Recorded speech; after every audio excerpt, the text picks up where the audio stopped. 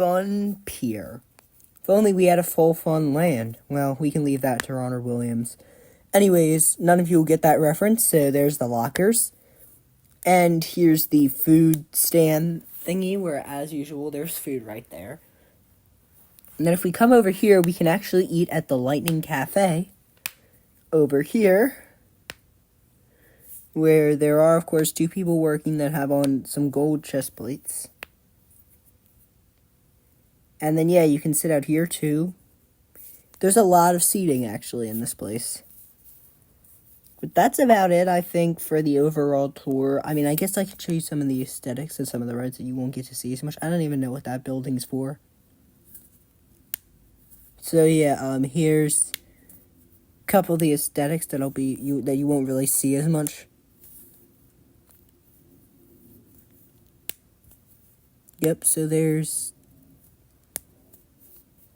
a couple things that you're probably not going to see when we go there, because I'm going to just kind of rush past them. But anyways, let's go back to the front of the park now to ride the Dasher. This is a extremely boring mousetrap style coaster that goes by very quickly. And once you get up to the top, all you do is drop down once, very anticlimactically, from a very, very small height. And then just go straight back to the beginning. So even saying mousetrap style coaster is a little bit of a stretch.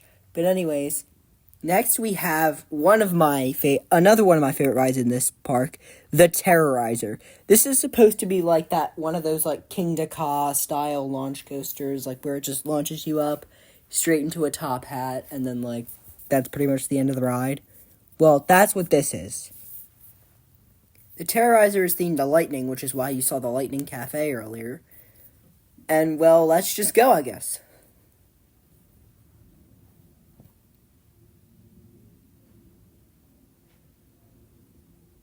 And, yep, that's the Terrorizer. So, now that we're done the Terrorizer, I guess we can begin to make our way to the other half of the pier, which we've really only done 2 rides yet, but now it's time for Drop Top. Drop Top is another drop ride. It's actually the tallest in the park out of the 3. And this one doesn't actually have like multiple drops like the other 2. This one is the only one that only has like 1 drop. And then it lowers you down and you just drop.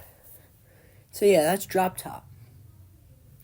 Now we're going to make our way over to Lush Coaster, which is another attraction here. This one's like a coaster, but it's, well, luscious, I guess. I don't really know why it's called Lush Coaster, because there's a bunch of moss and things like that, and azaleas. I don't know. Anyways, here we are. Lush Coaster. It's a pretty short ride. Also, if you notice, the track supports are made out of bone blocks as a reference to bone meal. Next, we got the Attack of the Sea Serpent, which is way more anticlimactic than it really should be for this ride, but yeah, this is Attack of the Sea Serpent. Yeah, that's really it. It's kind of like almost like Dasher level, but not as much. Anyways, now we're going to head over here to the newest ride I've built in the pier, Coral Cruiser Angular Encounter. This is where you go on a tour through a coral reef, but then encounter an anglerfish and get chased through a dark cave by it, and then you drop. This is honestly a pretty good ride. I'm a fan of how this turned out. I wasn't expecting it to be that good, but I actually kind of like it.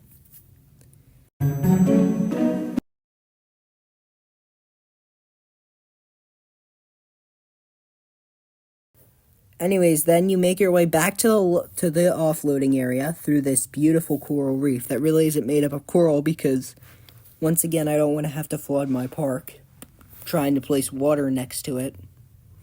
I've already done that with some of the waterfalls in Crow Rock Canyon. If you look at it from the backside, you'll be able to see that, which we'll be able to see later when we go on the Skyline tour. But anyways, moving on to Orange Dash. Orange Dash is another roller coaster, which is actually slightly better, not gonna lie, than a lot of the roller coasters in this pier so far, except for like Terrorizer and like that. But Orange Dash is pretty good. I like it. It's a pretty fun ride. It's pretty short, but it's short but sweet. I like it. So that's Orange Dash. Now we're going to move on to the final part of this pier, which has two rides. These two really good coasters, Tipper Topper Guild. Now, I mean just Tipper Topper, which is basically this ride that launches you straight up to the top and then just drops you straight down. So something like this. And yeah, that's pretty much it. Then you have to get in an elevator to get back up to the top again, rather than just walking upstairs, but that's pretty much Tipper Topper in a nutshell. And then finally, we have Runaway Train. This is a backwards coaster that goes backwards. Aside from the Red Panda, it's the only backwards coaster in the park, I believe. No, there's a couple others. But this is the majority of it. Definitely isn't the only track switch coaster in the park. Yeah, I forgot. Lake Bike Race has a couple track switches. But yeah, basically, there's the backwards section. But yeah, this is Runaway Train. And then just go straight back to the loading area. So that was Runaway Train. It was another really good one. I like these two coasters that I have in the back here. I think it's kind of just like a little nice section to fill up some of the leftover space from the land. And it kind of gets sectioned off as well because of the gap between... I don't know what happened to my skin. But because of the gap between... Because I had to cut a hole into Tipper Topper in order for you to get through, so... But yeah,